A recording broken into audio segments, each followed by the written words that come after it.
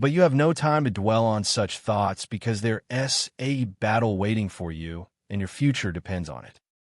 You step onto the rough wooden planks of the ship's deck where the world shakes from the rhythmic slap of oars against water. The air is thick with the stench of salt and sweat, mingled with the scent of old blood from last night's skirmish. You can hear the distant thunder of hooves and the eerie calls of seagulls circling above signs that the enemy is near.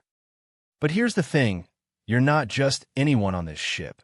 You're one of the shield maidens, sworn to protect the honor of your clan and fight alongside men as equals.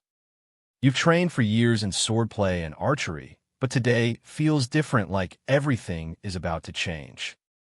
As the ship reaches land, you leap onto a rocky beach and feel your feet sink into the wet sand. You know that behind every rock could be an enemy waiting in ambush. It's like playing hide and seek, but with swords and axes. You join them, heart pounding as you realize the battle is about to begin. But here's what nobody expected. Just when you think you're ready for anything, a horn sounds in the distance, and suddenly the enemy appears out of nowhere. You pull your shield up over your head, feeling its weight settle into place. It's not just protection, it's your lifeline. But here's another thing, these shields aren't made of cardboard and duct tape like in some movies. They're heavy wooden slabs reinforced with iron strips that can stop an arrow or blunt the edge of a sword blow. And that's all before breakfast. The clash of metal on metal begins, and you find yourself locked in combat with a warrior who is clearly no stranger to bloodshed. His armor glints under the pale sunlight as he swings his sword at your head, forcing you to duck and parry. You fight fiercely, every move calculated. But here's the thing, it's not just about fighting. It's about surviving long enough to return home where you'll be judged by more than just your battle prowess. You know that if you make it back alive, there will be another challenge waiting for you, one that might require as much strength and cunning as any fight on a battlefield. The rain pours down, drenching everything. Your clothes stick to your skin, weighing you down. It's like being soaked in a fire hose, only colder and wetter. But just when you think the battle couldn't get worse, everything changes when that horse charges straight towards you, hooves thundering on the earth. You have no time to react, no chance to avoid it. Will you leap out of its path or take the hit? You hear a woman's cry cut through the chaos. It's not a scream of fear or pain. It's a battle cry that sends shivers down your spine. Your eyes dart around and land on a group of women wearing chainmail and carrying swords. Will you leap out of its path or take the hit? She asks, pointing at an incoming spear. You have no time to think as it hurtles towards you. But here's the thing. You think it was just a lucky break or that she had superhuman strength. Maybe it's some kind of magic trick? Actually, it's none of those things.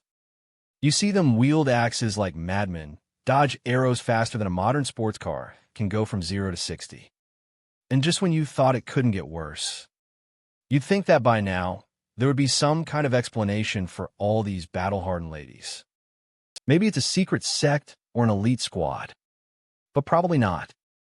Everything changed when the world discovered these women weren't just fighters, they were leaders. Commanders, strategists, they had influence beyond their battle prowess. You'd think that once people realized how powerful and skilled these women were, society would have welcomed them as equals. But probably not. You're about to uncover something even more shocking, something that will make every previous revelation seem like child's play. But here's what nobody expected. And just when you thought things couldn't get any more confusing,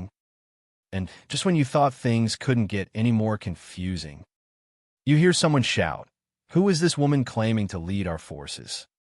A warrior among us must be a man." The crowd parts slightly as two figures step forward, one towering and strong, the other petite yet determined. You recognize them both from local legend. Helga Bloodhand on one side, and her mentor Sigurd Wolfeye on the other. You'd think it would be settled there, right? Maybe they have a duel to settle who's the true leader. But here's what nobody expected. When the challenge is made, Helga doesn't deny her gender or claim to be something else. You'd think it would come down to a battle of wits or strength. Maybe even a test of faith to see who truly deserves to lead. But here's where everything changes. Sigurd doesn't challenge Helga directly. Instead, he asks her to prove something far more personal and shocking. You're left wondering how she could possibly respond. Would she fight alongside men? Defeat them all? Maybe show some kind of mystical power no one has ever seen before? Suddenly, a horn sounds from beyond the compound walls, signaling an urgent threat. A raiding party of rival clans approaches under cover of darkness. You'd think this would be just another day in Viking life, where raids and battles are as common as rainstorms. But here's what makes this moment different. Helga doesn't hesitate or back down at all. Instead, she turns to Sigurd with a fierce determination. "Prove it for me," she says coldly. "Show us what being both means." Sigurd's face twists into a mask of confusion and anger as Helga leads the other warriors out to meet the raiders. And just when you thought things couldn't get any more confusing, you think this is just another day of sword clashes and shield walls. But here's the thing.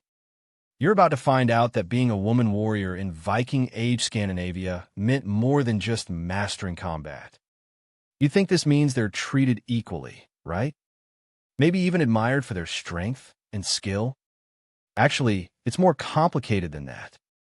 "You're brave to fight like this," one farmer says gruffly, but probably not what the gods intended.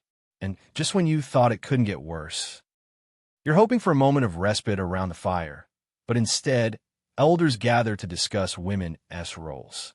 You think it would be all about marriage and children. But here's what nobody expected. They're actually debating whether your presence on the battlefield brings dishonor upon the clan. Your heart races, but you try to stay calm. Everything changed when one elder stood up and declared that women warriors must prove their worth daily, not just in battle. You head out for training, bracing yourself against the chill of winter's bite. You can't help but notice she looks nervous, her eyes wide and uncertain. "What's that?" she asks hesitantly, pointing to the strange symbol on your armor. You're tasked with carrying a secret that could be your downfall or your greatest triumph. The weight of expectation feels heavier than any shield you've ever wielded. You sit up straight as the messenger dismounts his horse. Your heart races.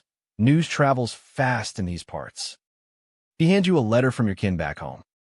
"We've heard of great deeds," it reads. The ink is smudged and muddy, but you can make out the admiration in their words. The sky darkens to a deep purple as stars begin to twinkle like tiny pinpricks above. You gaze up at them, feeling a mix of pride and longing. Pride for your victories and respect from your peers. Longing for home, where you left behind soft beds and familiar faces. The warmth of the flames comforts you as you huddle closer. The day's events replay in your mind like a movie, real battles won, camaraderie shared, challenges faced. It's been a whirlwind. But now comes the quiet. You take a sip from the wooden bowl.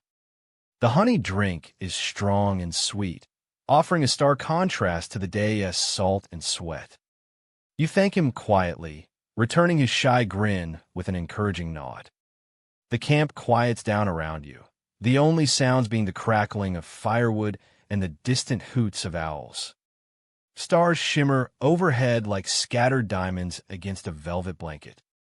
It's easy to feel small under such an expanse. You close your eyes, letting the night envelop you. Sleep comes quickly, but not before one thought lingers in your mind. Not that you were seen as warriors by men and women alike, but how these moments of peace make even the toughest battles seem distant. And perhaps that's the strangest part. Not that they live this way, but that we forgot they ever did.